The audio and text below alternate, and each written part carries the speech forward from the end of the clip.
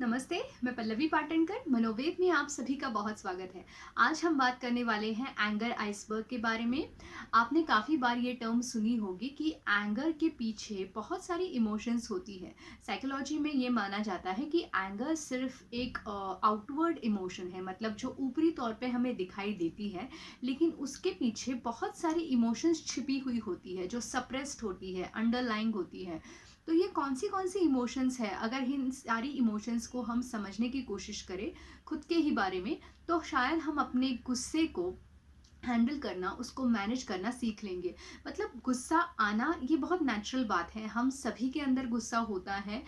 लेकिन वो गुस्सा कई बार बहुत सारी इमोशंस को सप्रेस्ड करने के बाद आता है। तो अगर हम एक एक इमोशन को समझ के लेते हैं तो शायद हम गुस्से वाली जो हमारी एक्सप्रेशंस है उसके ऊपर काम कर पाएंगे। वैसे एंगर मैनेजमेंट के ऊपर अभी तक मैंने 3-4 वीडियोस बनाई है, उसके लिंक मैं इस वीडियो के डिस्क्रिप्शन बॉक्स में दे रही हूँ, वो आप ज़रूर चेक कीजिए।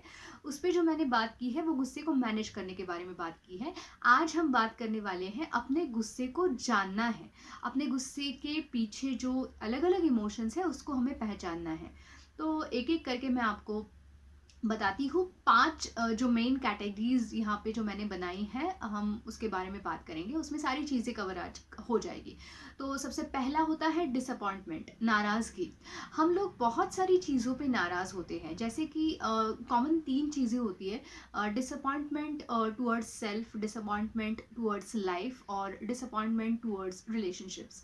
मतलब जो खुद की तरफ जो नाराज़गी होती है कि मैं कुछ ठीक नहीं हूँ, मेरे अंदर कुछ अच्छा नहीं है, मेरा सब कुछ बहुत बिगड़ चुका है, कुछ भी ठीक नहीं हो रहा है। ये खुद के बारे में एक नेगेटिविटी होती है, हम खुद से ही नाराज़ होते हैं।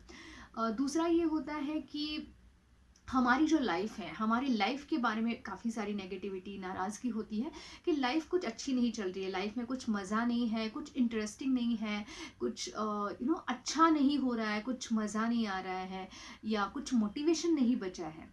सो ओवरऑल प्लेजर ख़त्म हो चुका है, सो लाइफ में कुछ एम्प्टीनेस है ओवरऑल। तीसरा ये होता है रिलेशनशिप से रिलेटेड नाराज़गी की रिलेशनशिप में मुझे रिस्पेक्ट नहीं मिल रहा है, मुझे कुछ वैल्यू नहीं मिल रही है, रिलेशनशिप में कुछ खुशी नहीं है, कुछ जान नहीं है, कुछ भी अच्छा नहीं हो रहा है, वो रिलेशनशिप लाइवली नहीं लग रही है, मतलब वो बहुत ज़्यादा बोरिंग हो गई है, बहुत बेजान हो गई है, इस तरीके का वो एक वो नाराज़गी होती है। तो ये जो नाराज़गी होती है अलग अलग प्रकार की, वो आप जब मन में बहुत ज़्यादा दबाते हो तो वो कभी ना कभी गुस्से को बाहर निकालती है। वैसे गुस्सा जो होता है ना, ये सारी इमोशंस को प्रोटेक्ट करता है। ओके, ये दबाता है उसको अंदर और फिर वो गुस्सा हमें दिखता है। दिखने को तो हमें क्या दिखता है कि अरे इंसान गुस्सा हो गया है, लेकिन उस गुस्से के पीछे इंसान की बहुत सारी इमोशंस होती है, ये हम कई बार नहीं जानते हैं। तो मैं उम्मीद करती हूँ कि इस वीडियो के थ्रू आप अपने इमोशंस को और दूसरे के गुस्से के पीछे भी क्या इमोशंस है उसको समझने की कोशिश करेंगे। तो ये हो गया डिसअपॉइंटमेंट, जो पहली कैटेगरी मैंने आपको बताई। अब दूसरी जो है वो फियर और एंग्जाइटी वाली कैटेगरी है। तो अब इसमें देखो क्या क्या आता है कि ओवरऑल हर चीज़ के बारे में एक डर सा, एक चिंता सी रहती है, इनसिक्योरिटी रहती है, चाहे वो रिलेशनशिप्स हो, चाहे वो आपका परफॉर्मेंस हो, आपका भविष्य हो, हर चीज़ के बारे में आपके मन में डाउट्स होते हैं कि वो होगा या नहीं होगा, मेरा परफॉर्मेंस है वो ठीक होगा या नहीं होगा, मेरी हेल्थ को, या किसी और की घर में कोई और है तो उसकी हेल्थ को कुछ हो तो नहीं जाएगा, या कोई व्यक्ति बाहर गया है तो वो टाइम पे आएगा या नहीं आएगा, या जो रिस्पॉन्सिबिलिटी मैं ले रही हूँ या ले रहा हूँ वो मैं ठीक से निभा पाऊंगा या नहीं। ये भी कई बार होता है। मैं दूसरों की अपेक्षा कितनी पूरी कर पाऊंगा या पूरी कर पाऊंगी, या उतना वो होगा या नहीं होगा, अप टू द मार्क होगा या नहीं होगा। कई बार ये होता है कि जो डर होता है उस डर को हम एक्सप्रेस नहीं करते हैं, जो मन में चिंताएं हैं वो बोली नहीं जाती है, और वो ना बोलने की वजह से होता ये है कि वो सप्रेस्ड होने के बाद वो गुस्से में परिवर्तित हो जाती है, क्योंकि हमें डर होता है हम किसी की भलाई के लिए कुछ बोल रहे हैं, या कोई काम अच्छा बिगड़े ना इसके लिए हम बोल रहे हैं और वो व्यक्ति सुन नहीं रहा है और वो परिस्थिति वैसे नहीं हो रही है, तो फिर हमारा गुस्सा बढ़ जाता है। तो ये हो गई दूसरी कैटेगरी। अब तीसरी जो कैटेगरी है वो है सैडनेस और लोनलीनेस। अब इसमें क्या होता है ना कि कई बार आप, जैसे मैंने कहा कि आपकी लाइफ में कुछ चीज़ें अच्छी नहीं चल रही है, तो वो एक एम्प्टीनेस आपको आ जाता है अंदर से। आप बहुत ज़्यादा हेल्पलेस फील करते हो, सपोर्टलेस फील करते हो, आपको लगता है कि आपको किसी का सहारा नहीं है। आपकी लाइफ में कुछ लॉसेस हो गए होते हैं, फाइनेंशियल लॉस है, रिलेशनशिप का लॉस होता है, आपके स्टेटस का लॉस होता है, कि कोई चीज़ आपने खो दी है। तो वो खोने के बाद या कोई मानसिक आघात होने वाली घटनाएं हुई है, पास्ट में हो चुकी है, लेकिन अभी भी उसका इम्पैक्ट आपके ऊपर है, और जिसकी वजह से आप बहुत ज़्यादा अंदर से सैड फील कर रहे हो, आप हर्ट हो चुके हो। तो वो भी इमोशंस दबने के बाद वो गुस्से में परिवर्तित हो जाती है। अब इसके बाद हम बात करेंगे एम्बैरेसमेंट या जो अनकंफर्टेबल हम फील करते हैं उसके बारे में। कई बार कुछ चीज़ें ना हम उससे कंफर्टेबल नहीं होते हैं।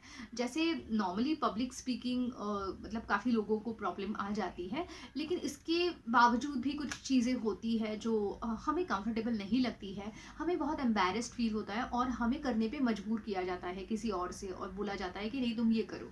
और अगर हम अंदर से कंफर्टेबल नहीं हैं उस बात से, तो वो गुस्से में परिवर्तित हो जाती है। अब लास्ट जो फिफ्थ वाला हमारा पॉइंट है वो ये है कि कई बार हम अपनी जो फिजिकल नीड्स है ना उसको अनदेखा करते हैं, उसको इग्नोर करते हैं। मतलब चाहे वो फिजिकल लेवल पे हो, साइकोलॉजिकल लेवल पे हो, नीड्स अलग अलग होती है।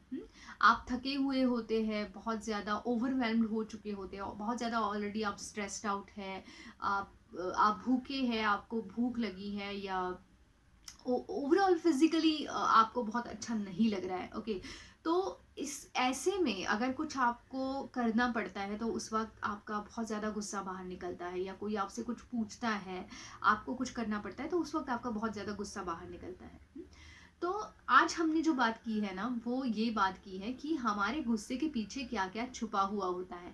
हमारा गुस्सा इन सारी इमोशंस को हमेशा प्रोटेक्ट करता है, और वो गुस्से में बदल जाती है सारी इमोशंस। तो अगर हम एक एक चीज़ को समझ ले, अपने गुस्से के पीछे क्या है, कौन सी फीलिंग्स हैं, हम उन फीलिंग्स का पहले क्या करें। इसके लिए आप मेरे चैनल पे जो अलग अलग वीडियोस है, नेगेटिव थॉट्स के ऊपर है, अपने इमोशंस को कैसे हील करें उसके ऊपर है, स्ट्रेस मैनेजमेंट के ऊपर काफ़ी सारे वीडियोस हैं, तो आपको ये बिल्कुल समझ में आ जाएगा कि हम अपने आप को, अपने अपनी अलग इमोशंस को कैसे हील करें, कैसे उससे बाहर निकालें। और जब हम उससे बाहर निकलेंगे तो एंगर मैनेजमेंट हमारे लिए आसान हो जाएगा। उम्मीद करती हूँ ये वीडियो आपके लिए हेल्पफुल रहा हो। अगर रहा होगा तो आप मुझे ज़रूर बताइए, वीडियो ज़्यादा से ज़्यादा शेयर कीजिए, लोगों को हेल्प मिल जाएगी। और चैनल को सब्सक्राइब कीजिए ताकि आने वाले हर वीडियो का नोटिफिकेशन आपको मिलता रहे। धन्यवाद।